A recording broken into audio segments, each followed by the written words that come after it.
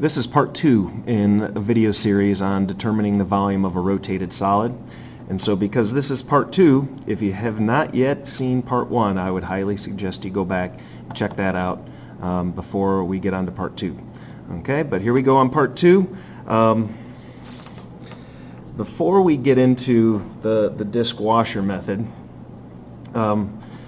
everything in math is built off of something that we've learned previously. So the disc washer method has to do with subtraction of volume, and you may or may not have done that before, but if you're in calculus and working on the disc washer method, you have at least done something with a subtraction of area before. So I just want to talk about that for a second here. We're going to find the area of this triangle, and there's a lot of different ways to do that, but one method, one technique we can use is through a subtraction of areas. And so what we'll do is we're going to box this triangle in. Notice that each vertex of the triangle touches the rectangle side or vertex. Okay, so what we're going to do is first figure out the area of this rectangle, and the grid's a little light, but I'll kind of talk us through it here. I see that this base length is 1, 2, 3 units long, and this height is 1, 2, 3, 4, 5, 6 and a half.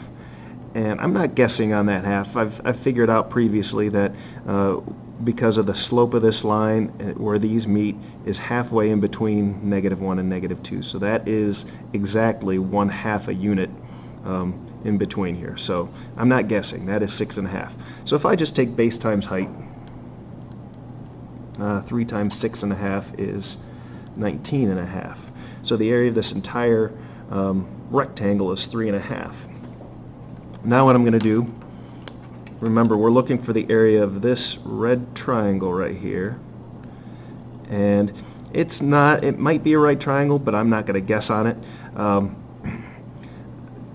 Actually it is based on the slopes again, but we're not going to find the area using base times height here. What we're going to do is subtract away the area of this triangle and this triangle here. So this triangle has dimensions 3 by 2, so base times height divided by 2 for the area of a triangle, base times height divided by 2.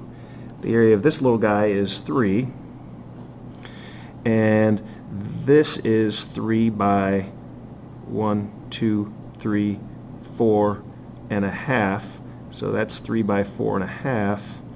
So base times height divided by 2 is 13.5 divided by 2, which is 6.75. So the two red areas total 9.75. So if I take the area of the whole thing, 19.5, and subtract away the area of these two triangles, I can either do it individually or separately. I could say minus 9.75, either one's fine. It looks like I'm getting an area of 9.75 here. Okay, so I mean, the work is not the important part here, it's the concept of saying I can find the area, an unknown area, by taking an area surrounding it and subtracting the parts that are not needed, and I'm left with, the end result I'm left with is the area I was looking for. That's the idea with the washer method, and we're going to take a look. Notice I'm using the same shape. So picture us taking this triangle again, and we're going to rotate it about the x-axis. So maybe you can picture what that looks like or not. I can picture it, but I'm having trouble kind of explaining what that would look like to you. It would be, if you remember from geometry, a frustum, which is like a chopped cone. Okay, so the outside part would be a chopped cone, and then on the inside of that would be another chopped cone, kind of subtracted out of there, gouged out of there. But anyway, we're gonna take a look at this. Notice I'm kind of isolating this outside piece right here, because when we rotate this figure around the x-axis, here's what we're kind of looking at here. I didn't make it big enough, but we're going to use disks, and this is why I said go back and look at the previous video if you needed to. And here's going to be a slightly smaller disk right here.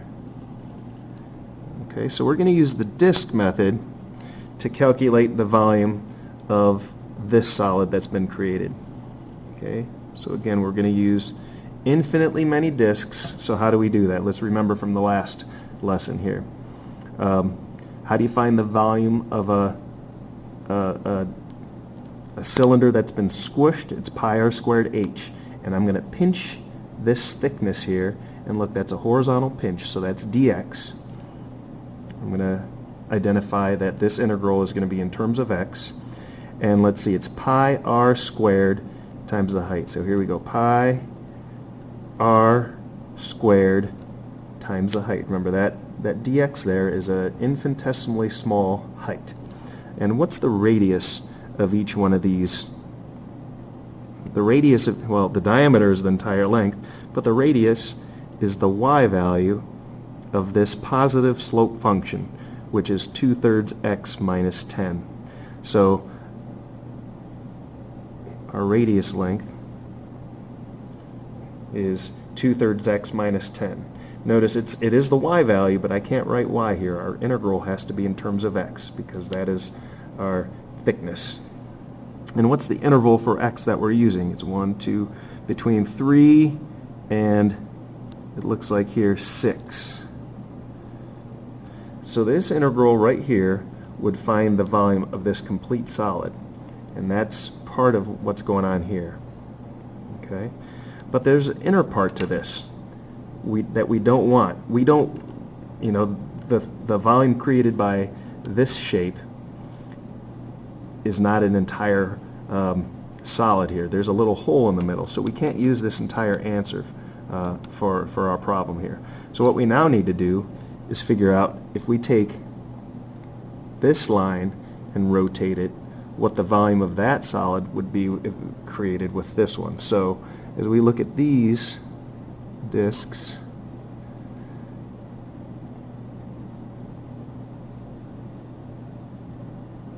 okay, so as we look at those disks, let's see, this is our negative slope function, which is -3/2 x plus 3. Okay, so let's again set this up. Pi r squared, still a dx, horizontal pinch there. Still the interval from 3 to 6, and this time our radius is the y value of our negative slope function right here. So I can't write y squared, even though it's the y value, because our integral is in terms of x. I need to write what y is equal to. Y is, so this still says y, so pi r squared times the height. So this integral would give us the solution to the volume of this solid right here. So what are we doing now? We're taking, notice I'm going to color code this a little bit here. We're going to take the volume created by these disks and subtract from it the volume created by these disks. Sorry for the drawing, but I hope you get the point either way. So how are we going to do that? We're going to take the volume created by this solid,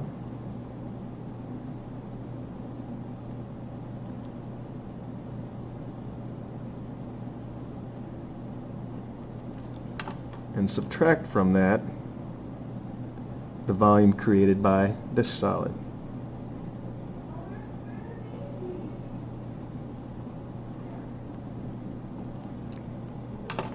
And we can do that. I'm going to get my calculator going here so you can see what's going on. And we could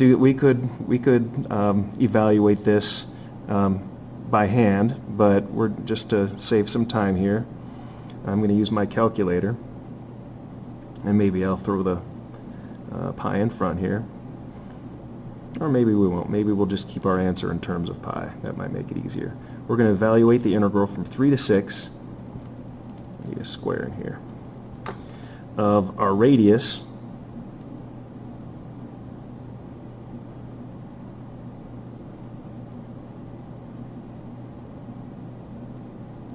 two-thirds x minus 10 the quantity squared dx minus the integral from 3 to 6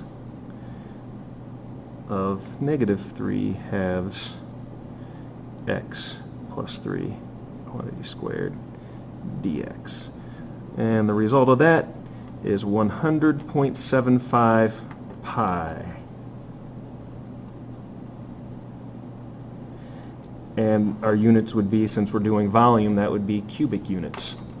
Alright, so that's a little intro. Now let's go back to the bounded regions that we're using for most of these examples here. Okay, so now look what we're doing here. These are the same, it's still a function y equals x squared, and so this is one boundary, and x equals 3 is another boundary, and y equals 0 is our other boundary. And look what we're doing. Before we took this and rotated it around the x-axis, which created a complete solid. It was that tornado or that funnel-looking solid that we're talking about. Now the directions say to rotate this about the y-axis. So picture what's going on there. I guess what this would look like would be, as you rotate that, from the outside it would look like a cylinder, but then there would be this bowl gouged out so you could hold water or something inside of that. So let's set this up. Anytime there's a hole, we're going to consider this not the disk method, but it's the washer method. I don't like the name washer method. I like the double disk method, because notice what we're doing. We're going to do pi r squared. Let's figure out, picture these disks rotating. Okay, I'm not going to draw it because that'll make it uglier.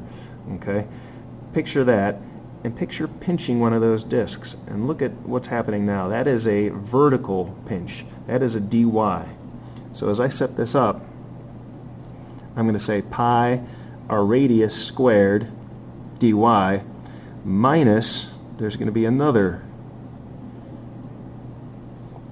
radius length, because on each one of these, look from the axis of rotation.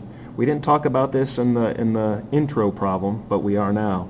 There's going to be a large radius, and the large radius goes from the axis of rotation to the outer portion of our solid. And notice that's a constant radius.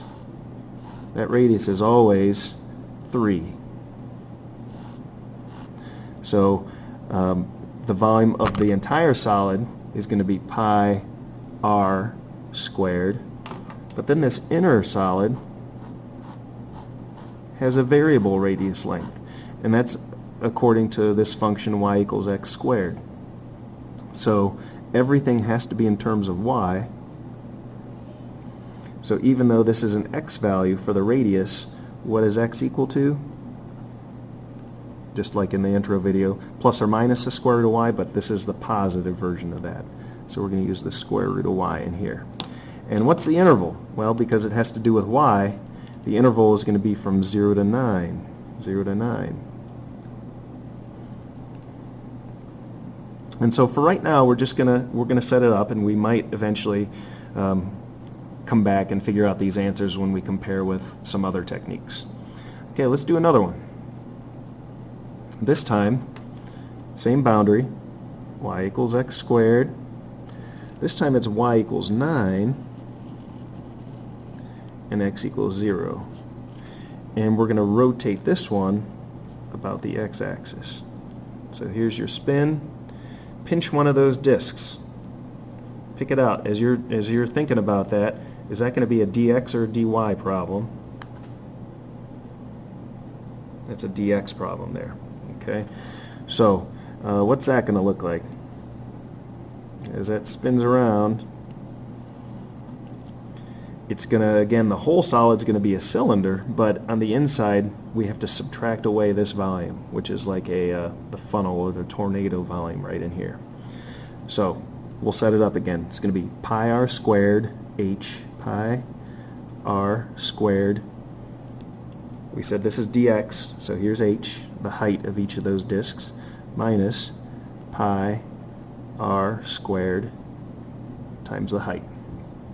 All right, so what's the large radius going on here? Our large radius is once again constant. It's a constant 9. And what's our small radius? Small radius varies according to the function y equals x squared. The radius is the y value, but I cannot write a y in here because our integral is in terms of x. So instead of y, I have to write y. And the interval, because this is in terms of x, is from 0 to 3. So a little side note here before we end the video. I like to call this the double disk method because that's truly what you're doing. This is a disk method, and this is a disk method, and you're subtracting volumes. The reason why I don't like to call it the washer method, I get why they call it the washer method, because when you look at each of these disks, there's a hole in each one of those disks, and so you have a big radius and a small radius going on there, and this looks like a washer that you would find in probably your garage or your grandpa's garage or someone. The reason I don't like to call it the washer method is because some people think that, oh, this is the solid, this creates the solid here, so all I have to do is subtract the big radius minus the small radius and square it. That is a very common mistake that I see early on, and we try and correct that as soon as possible. Okay, so maybe if you just considered a double disk method and just take them separately for a while. I'm going to cross this off right now because I don't want you using that. Eventually what you can do is, because the integrals are both in terms of x over the same interval, you could combine these into a single integral. You still have to be careful here because we need to take one radius squared minus, I'll simplify that, x to the fourth, the other radius squared dx. So if you would evaluate this integral, it would be the same result as doing these separately. Notice that it is not 9 minus x, the quantities 9 minus x squared. That is a common mistake. That's what I was talking about here. This and this are different, and if you're not sure, take a minute and multiply that times itself, and you'll see why that it's not the same as this. So be careful. I'm going to cross this out too so you don't use it. Okay, part 3 is next.